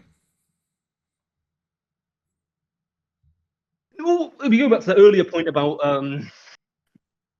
deviating from the norm, yes, he does deviate from the norm. He's got this, but I mean, most elite athletes deviate from the norm. He was given a very unfair biological advantage, extraordinarily unfair. Should we separate polycythemic people in endurance categories? Male. Why not? There's clearly there's no drug use. Then I think that's fair game. That's natural. Well, even if there is drug use, should we separate them? Yeah, I think because actually, that's actually an interesting point, and we might get off topic, but Lance Armstrong, the other Armstrong, got in trouble for not the space guy. He got in trouble for using drugs that actually boosted red blood cells. And why would he get in trouble for that when people are just naturally born with that? I don't understand the problem. Yeah, well, the argument is I mean, the funny thing about Louis Armstrong, I'm sorry. Louis Armstrong is he was using steroids as well, wasn't he? But I mean, so was the other people. No, Louis Armstrong was the musician. Stop fucking with me. You fucked with me first. This is no, not you. I'm sorry. I'm looking at my chat. I'm so sorry. Sorry. I'm talking to my chat while I talk with you. My chat is fucking with me. Chat, bad. Sit. Okay. Yeah. Go ahead. So, the issue with using performance-enhancing drugs is it compels everyone else to use performance-enhancing drugs. That's the issue. I don't want to get too sidetracked because that's a whole other territory, but you get my point, hopefully. Yeah, but this is a natural thing, I think. Okay. Is being trans not a... Jamaicans are, for some reason, ridiculously good at sprinting. It's not fair to punish... Okay, so separate Jamaicans. Sorry? Separate Jamaicans from everyone else. Yeah, no, that's ridiculous, isn't it? Wait. Why not? It's ridiculous. Yeah, there's no defect. There's no change in the that they've done. They've been a natural human being, and they've climbed to the top of their event.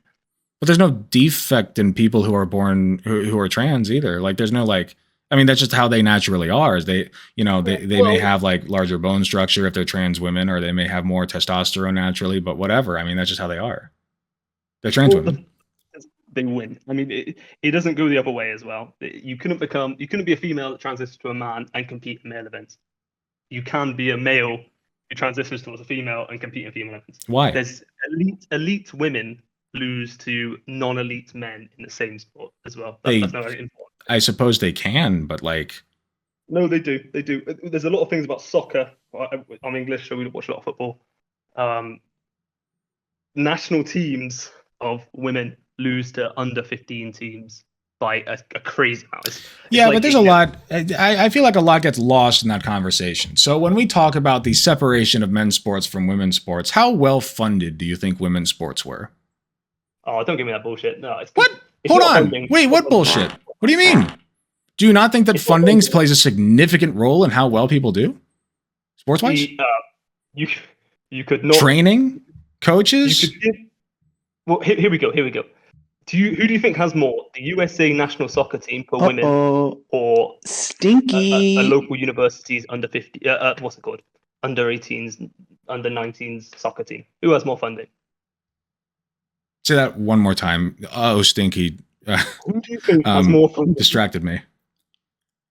Who do you think has more funding? The women's international US soccer team, probably the best women's soccer team in the world, or a local university team? I have no clue. It depends on what university. I mean, that could vary widely. It's definitely the women's football team. I don't even know if that's accurate.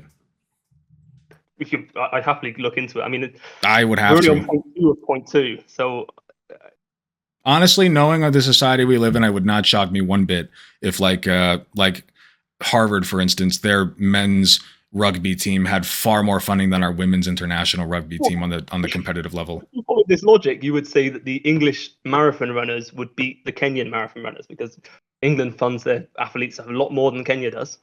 But as I said, funding's one element of it. When you have decades and decades and decades of lack of funding, women being separated from men, and them competing differently at different levels with different standards of competitiveness and people watching them and funding, like all of that coalesces into one narrative, like that.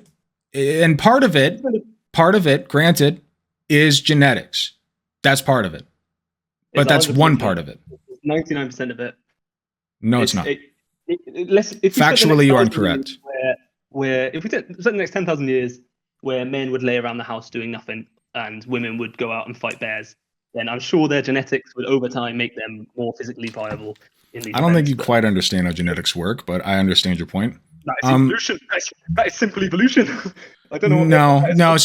But you're getting into the whole a giraffe that stretches its neck during its life will have a child with a longer neck. Like, it's not how that works. So, but that's beside the point. So basically, and I do find it funny, by the way, that people who tend to be against trans people are such biological experts, but that's beside the point. So basically, what I'm getting at is that women's genes are but one element of a larger picture. And all sports are inherently composed of people that are unequal. That's the point of sport. Because if they were equal, everything would be a tie. Everything. And that would be very boring. So yes, trans women have certain advantages typically that cis women do not. That's true. Cis women can have advantages that trans women do not. This is also true.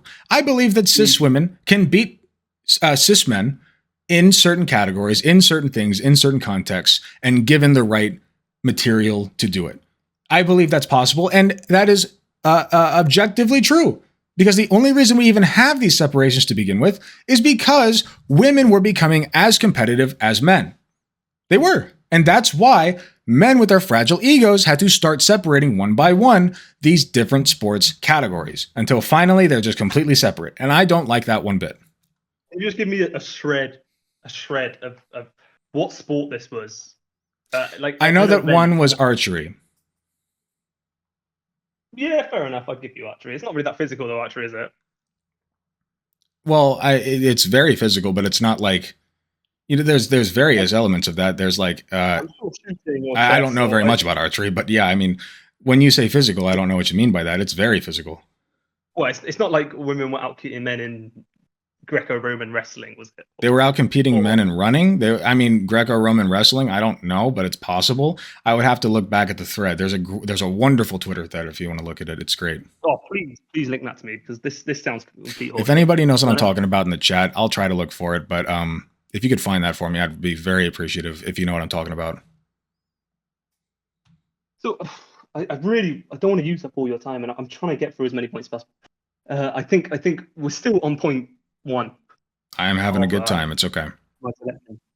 So I want to sum up sports now, because I really just want to move on to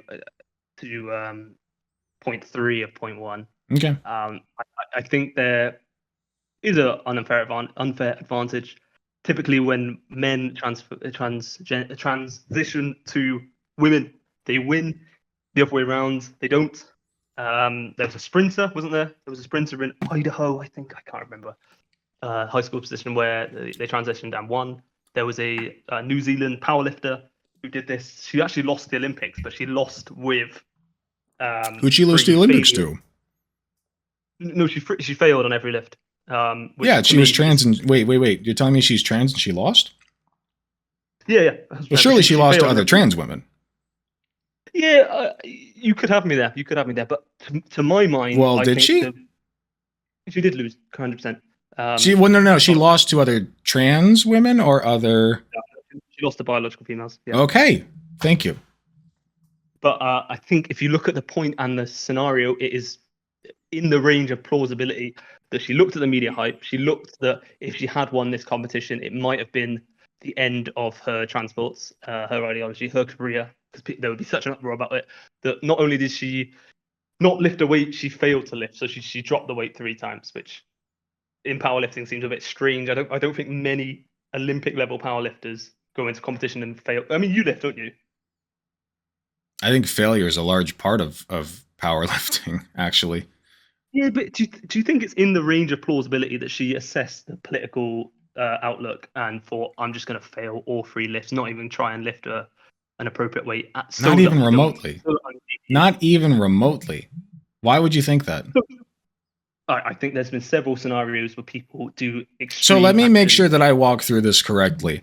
So you have a trans woman who decides, I'm going to do a very socially unacceptable thing because I want to win sports, right? Yep. And so Yeah. I'm going to now trans myself. I'm going to become a man, and I'm going to take, estrogen to make myself weaker so I can win. But then I'm not going to win. I'm going to purposely fail because so they don't get suspicious. Do I have that right? I mean, she won the world championships before the Olympics, but this was just the Olympics. So she flubbed at the Olympics. Why? I thought that was the goal. I think. Well, I could be wrong as well. I'm not saying 100%. Like I said at the start, I don't think. Okay, but you're just kind of, throwing these little like spicy ideas out there. I'm just flinging things at the wall. It's just interesting to me. I don't know. Why would I think for this point you'd say why would people do politically motivated things? I mean, Jesse Smollett, right? I mean, I've heard why of did he them. get himself beaten up for a lie? He was an actor in a show I think called Empire in Chicago, and he paid 2 African bodybuilders to beat him up and claim that it was done by white supremacists. And he went on news and all this. And why would he get himself beaten up if not for political motivations? Was he an athlete? He's not an athlete. No, he's an actor. Okay, then why are you bringing this up? We're talking about trans people in sports. Yeah, I'm trying to say people do actions, and this is actually we'll come on to this later. But so tell me how much you have to invest in paying 2 people to beat you up and then lie about it versus taking years and years and years and years of therapy, of training in sports, and lying about that. Tell me how you see that as comparable. Well, she might sincerely be trans. She might be, but I think her motivation for throwing that event, I believe she threw that event, and I've got no evidence for that at all. You don't. That's correct. We're just throwing these spicy little ideas out there, just for thought, just for funsies. This is for funsies, yeah. But I think point 2. Yeah, but again, it's not really that funsies when we're talking about the basic rights of people, right? No, I think it's completely disrespectful. I think there are some individuals, predators, for example, who would lie about being transgender, and I think it's completely disrespectful. Sure, but we've again gone over the 3 shit cakes that you presented to me, and I've thoroughly dismantled those. I seriously don't think you have. But okay, well, that's your opinion. If you don't think people lie for political gain, and that's what the Jesse Smollett thing is, then that's fair enough. But I think there's a good literature, especially seems to be endemic in left-wing groups, that they lie to gain political capital. Sure. Yeah, I think it's in the realm of plausibility, at least, that she lied. It's within the realm of possibility that the cake tastes like shit, my friend. Perhaps the cake is a lie, but I digress. What's your third point? Hold on. It's within the realm of possibility that the cake tastes like shit. Yeah. I suppose that is somewhat relevant. Yeah. The third point within this trifecta of legal ramifications of transitioning would be prisons. Sorry, I'm sorry. I keep spacing out. Say that again. Prisons would be the third. So we've gone over prisons briefly. Yeah, I think this is the interesting one because 77% of people think that trans individuals should not, or trans women. I think mainly the gripe seems to be directed toward trans women and not trans men. I don't think if I was a trans man criminal, I would want to go to a male prison. I think I would say I want to go back to a female prison. But yeah, trans females going into female prison. Hold on. When you say trans females, are we referring to trans women? Yeah, sorry. Again, I might say some terms out of line. I think you get the sentiment. I think you're quite well. Right, I want to make sure that we're clear on our verbiage here. If you say trans female, I'm going to assume you mean trans woman. I mean, semantics are lost on me, but yeah, trans woman. Yeah.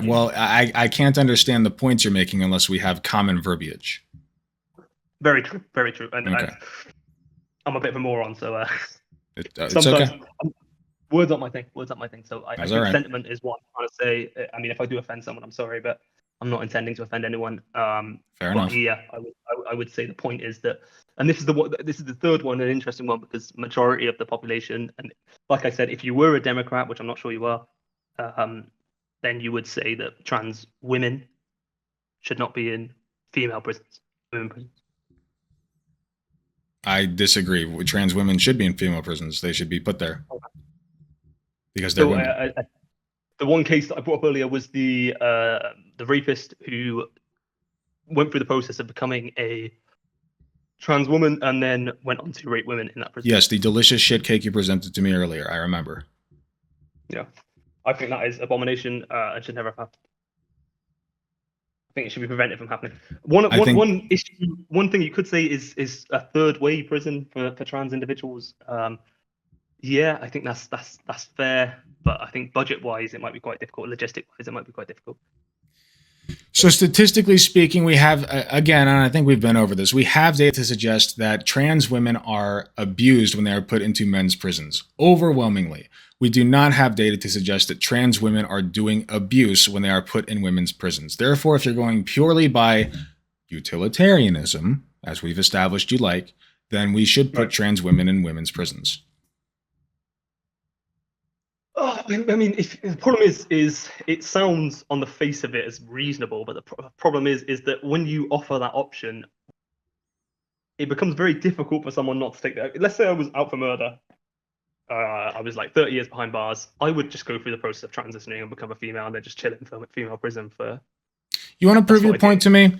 Be a woman for a week. Be a woman for a week. Give it a week. See how well you do. Women always complain about our life. No. Seriously, be a woman for a week. Just a week. Just make it a week, man. Just make it a week. What would that do? What will that do? I want to see how well you do with it. I want to see if you can walk about as a woman, present as a woman, talk like a woman, act like a woman, be a woman to everyone that you meet and everything that you do. Be a woman, and I want to see how easy that is for you. I want to see how long you can make it before you crack.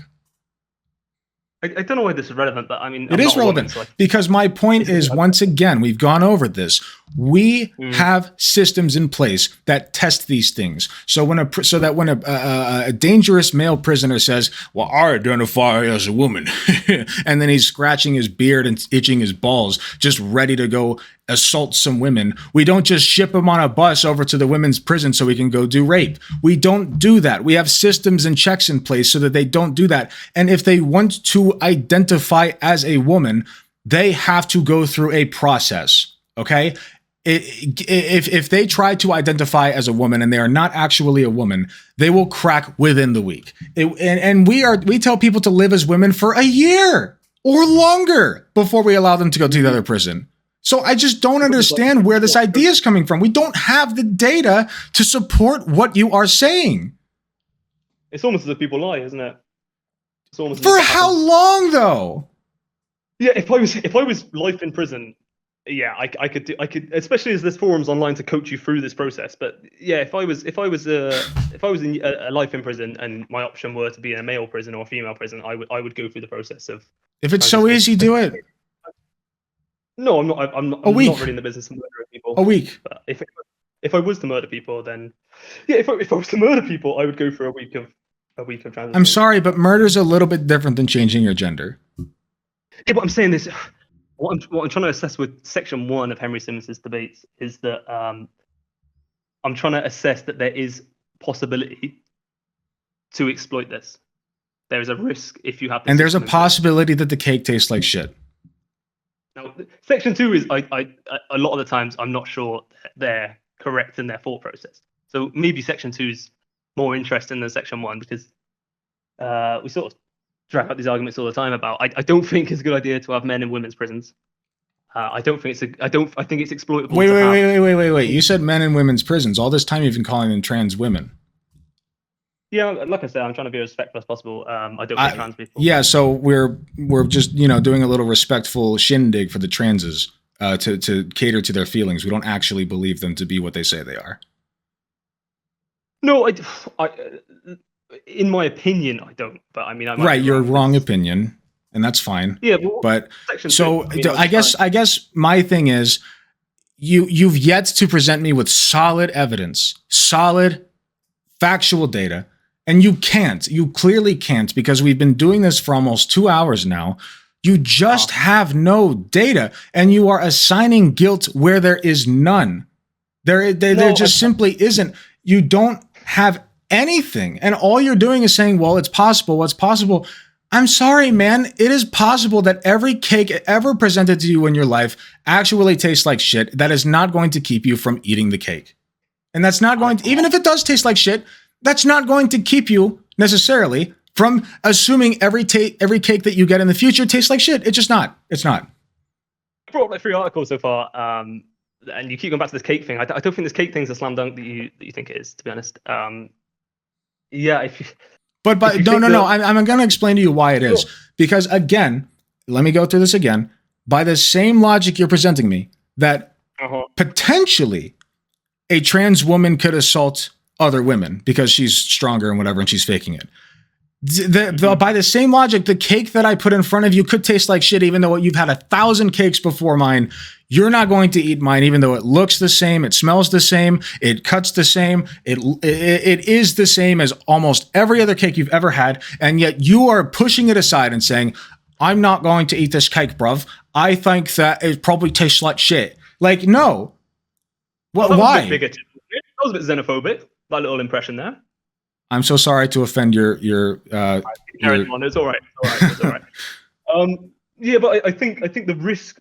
This is what I'm talking about mitigation of risk. I'm not sure how much you've looked into mitigation of risk. I've done a little bit through finance because, like I said, I've got a finance degree. The point, you need to assess the risk. I mean, the risk of me having a shitty cake is not really.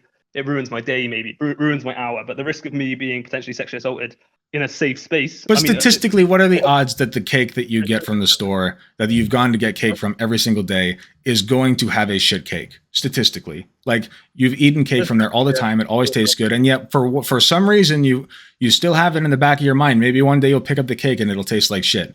Maybe it will, but like, that's the possibility is so low. It's a little different from being sexually assaulted, though, isn't it? I mean, eating bad yes, cake but it's the same. It's hold on. It's the same logic. I'm trying to simplify this for you because it's the same logic. You are basing assumptions off of things that you have no data to prove. You are assigning guilt with zero backing. Zero. You are saying that they are guilty of things before they even do them. That's what you're saying, because you have to. You have to, because there's no data to support what you believe. There's none. And I feel like I've said this 10 times already. Yeah, I know you keep saying it. It's not as important as I think. If let's give 2 scenarios just for this cake thing, because I hate this cake thing keep coming up. 2 scenarios. Okay. There's one that I go to a taco stall, and 1 in 1,000 times, I know it's 1 in 1,000, I get food poisoning. Right? I'll take that risk. I'm pretty happy with that risk. It's good tacos. If there's a neighborhood that 1 in 1,000 times I'm going to get mugged, I'm going to avoid that neighborhood. The severity of the consequences matter. But you have no reason to believe in either of those cases that you are going to A, get a bad taco, or B, be murdered, if that's what you said. Yeah, I've seen on the news that this neighborhood is bad. Then you have data to support it. That's my point. That's your data. Oh my God, that's anecdotal. I heard from a friend that this neighborhood's bad. That's still data. It's not empirical data, but that's still data. And so what I'm telling you is, if you are going to have an intellectual conversation with me about the statistics, the statistical odds of this happening on a broad scale, you have to bring receipts, my friend. You have to. Alec, I like you more of every minute. Yeah, I think what I presented is an anecdotal story about how I'm going to avoid that neighborhood. And what I presented is an anecdotal story about how people have been molested in bathrooms. So, to be honest, with that risk, if as a father, I know you're a father as well, aren't you? If I'm going to make sure that I'd be more wary. If I'm being brutally honest, because I want to be honest, I don't want to hide behind things I wouldn't do in real life. I would be more wary if it was a gender neutral bathroom than it was if it was a single sex bathroom. But I mean, call me a bigot. I think I might be slightly bigoted, but that is God's honest truth to you there. They'd be more wary of a gender neutral bathroom for yourself or for my daughter. Yeah, for my daughter. Okay, well, I mean, when you are dealing with strange men and it is your daughter, you have a personal attachment to your daughter and you don't want your daughter to be around men you don't know. I think that's reasonable because statistically speaking, you have, again, the statistics, and I don't like those, but statistically speaking, there are, men are more prone to being violent. You have data for that. So yes, you are going to be more conscious when you're around men. 1 in 16 men are rapists.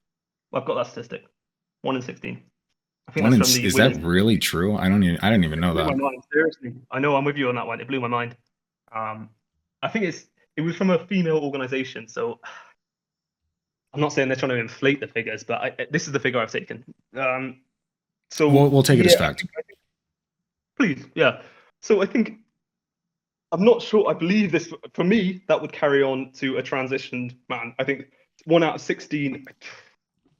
That does seem so unfair on the trans community, but maybe. So, I mean, call me a bigot, all you like, but I think to mitigate that risk, I would avoid these sort of bathrooms. Yeah, I think that's fair. Because I think I'd say 99%. I would have thought 99% of men aren't rapists, but just going through a process, I don't think stops people being evil, and I think evil individuals can still go through processes and become evil on the other side. And I don't want these people. I want to mitigate risk. All right. Well, I think I've kind of hit the end of my rope here, so I'm gonna go ahead and put a lid on this. So, is there anything you want to say in closing? Oh, yeah, I've had fun. I have as well. If all things considered, I have as well. That's disappointing because I had at least 5 core arguments, and we've done the most trivial one that's been hashed out over and over again. I thought we'd brush over in 5 minutes, but you're a good talker, so I suppose you fleshed it out for 2 hours. So that's nice, I suppose. But it's disappointing because I think that these are the least edgy opinions, maybe, I'd say. I was going to go into teachers influencing children, for example. I was going to go into that's a whole other 2-hour debate. I know, it would have been so much more fun, wouldn't it? And we got the culture of being a woman. I had Denzel Washington quotes. I had Anthony Scalia quotes.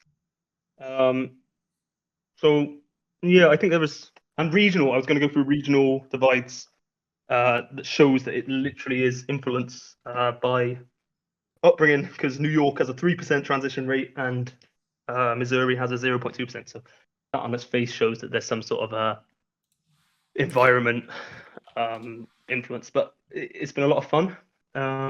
Listen, on that point though, if you ever do want to come on for that discussion, we can do that.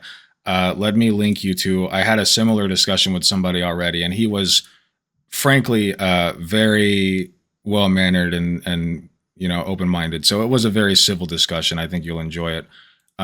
About like trans kids and like the whole question of like, oh, well, are the teachers doing it? So if you would like to watch that just to prime yourself, you are more than welcome to. I'll send that to you. And then that way we can kind of skip around the trim the fat off of the whole thing, if you will. But that's up to you. Yeah, I mean, we didn't go through my sources. Oh, can I give you the autism one? Say that again. Can I give you the autism one? Yes, you did. I didn't give you the. I wanted to go through the Danish one, 1984, narcissism. I mean, we certainly can next time if you'd like, but like I said, I'm done for the night. Oh, coward! I suppose I'm on the West Coast, so it's only 9 o'clock here. Yeah, it's getting to 12 a.m. for me. I'm not done streaming yet, but I am. I'm gonna keep it. You've pussied out. And I've won. That's what I'm gonna say. I'm going to you saying pussying out? 100%. All right. Well, if you say so. We'll pick this up at another time. Cool, man. Cheers for this. All right. I'll see you. Tara, all the best. Bye.